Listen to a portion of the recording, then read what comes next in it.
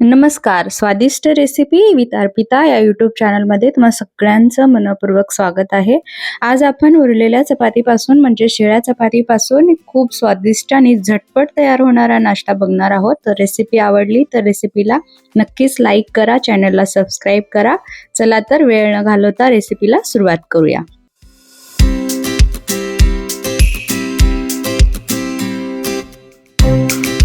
आता साहित्यामध्ये सर्वप्रथम आपल्याला लागेल टोमॅटो, कांदा आणि कोथिंबीर.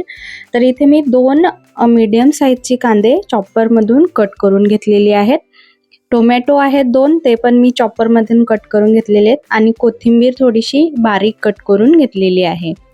तर यानंतर आपल्याला लागेल मसाल्यांमध्ये मी इथं घेतलेले आहे चवीपुरतं मीठ आणि काळा मसाला घेतलेला आहे. हा काळा मसाला आपण जेव्हा पुरणपोळी बनवतो आणि कटाची आमटी करतो तर त्यावेळी हा काळा मसाला वापरला जातो. तर त्यानंतर मी रात्रीच्या उरलेल्या ह्या चपात्या आहेत. 2 चपात्या आहेत माझ्याकडे, ज्या मी अशा मधोमध 2 भाग करून कट करून घेतलेल्या आहेत. तर 2 चपात्याचे असे 2 भाग करून असे 4 भाग करून घ्यायचे आहेत. तर तुम्ही त्यानंतर मी एक मिक्सिंग बाउल घेतलेला आहे, ज्यामध्ये मी कांदा काढून घेते आहे. कांदा काढून झाल्याच्या नंतर कट केलेले टोमॅटो काढून घ्यायचे आहेत. टोमॅटो झाल्याच्या नंतर आता आपण त्यामध्ये कोथिंबीरही काढून घ्यायची आहे. त्यानंतर आता काळं तिखट आणि मीठ या व्यतिरिक्त मी कुठलाही मसाला वापरलेला नाहीये. जर तुम्हाला चाट मसाला घालायचा असेल तर तुम्ही तोही घालू शकता, त्यामुळे चटपटा असा फ्लेवर येतो. पण काळ्या मसाल्यामध्ये सगळेच मसाले पडतात, त्यामुळे टेस्ट खूप छान येतं. यामुळेच जर तुम्हाला ही रेसिपी हवी असेल काळ्या मसाल्याची तर तुम्ही मला कमेंट करून सांगा, मी नक्कीच अपलोड करेन हा व्हिडिओ. तर आता आपण गॅसची फ्लेम ऑन करून तवा आपण गरम करायला ठेवायचा आहे. तर तव्यावरती मी थोडंसं तूप घालून घेतली आहे, ते सगळीकडे पसरवून घेते. तुम्ही तुपाऐवजी बटरही वापरू शकता. मी घरी केलेलं तूप आहे त्यामुळे मी तूप वापरते. तर आता एक चपातीचा एक भाग घ्यायचा आहे आणि त्याला असं चमच्याच्या सहाय्याने तूप लावून घ्यायचं आहे. सगळीकडे तूप लावून घ्यायचं आहे आपल्याला. चांगलं व्यवस्थित तूप लावून झालं की आपण चपाती शेकून घ्यायची आहे. लो फ्लेम ठेवायचा आहे. लो फ्लेमवरतीच हमेशा चपाती शेकून घ्यायची, त्यामुळे त्याला करपत नाही आणि चांगलं खरपूस अशी शेकली जाते. तर आपल्याला खरपूस भाजून घ्यायची आहे चपाती. दोन्ही साईडनी तूप लावायचं आहे. तर वरच्या साईडने पण तूप लावून घेते आहे मी.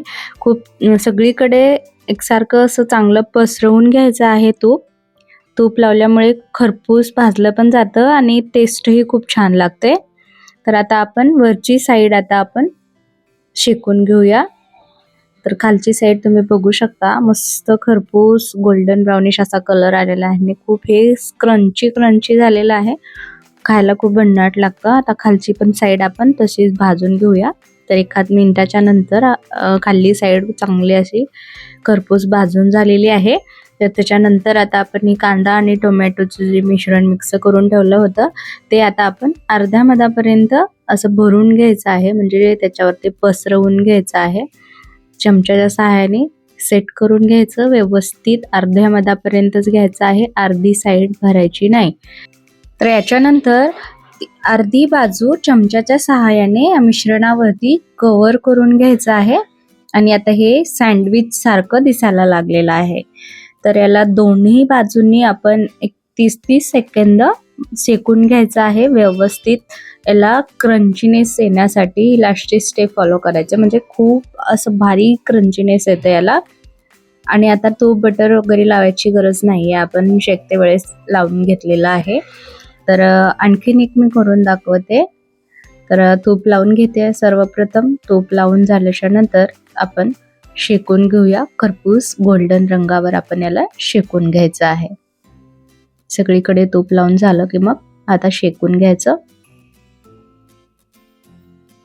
वरच्या साईडने पण तूप लावून घ्यायचं आहे, सगळीकडे तूप लावून घ्यायचं, जेणेकरून छान असं खरपूस भाजलं जावं हे.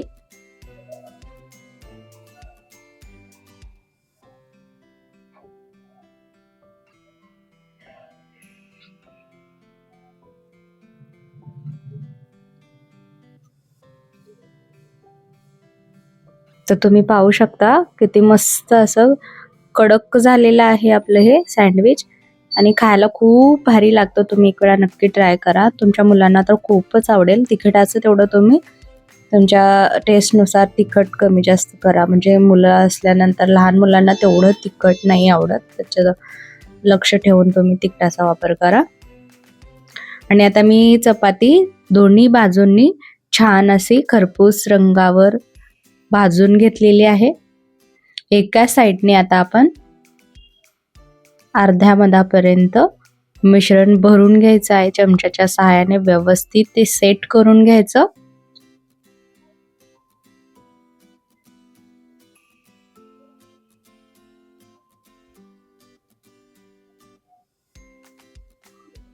आणि आता मग चमच्याच्या सहाय्याने मिश्रण कव्हर करून घ्यायचं आहे दुसऱ्या बाजूने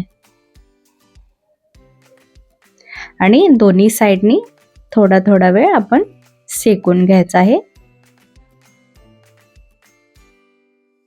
तर आता आपलं हे झालेलं आहे. तुम्ही एक वेळा ही रेसिपी नक्की ट्राय करा. तुम्हाला खूप आवडेल आणि रेसिपी आवडली तर कमेंट करून नक्की कळवा. व्हिडिओ पाहिल्याबद्दल खूप खूप आभार. चॅनलला नवीन असाल, पहिली वेळेस बघत असाल, रेसिपी आवडली असेल तर चॅनलला सबस्क्राईब करा, व्हिडिओला लाईक करा, शेअर करा आणि कमेंट करा. सगळ्यात महत्त्वाचं स्वस्त रहा, मस्त रहा, काळजी घ्या. भेटूया पुढच्या व्हिडिओमध्ये. तोपर्यंत बाय बाय.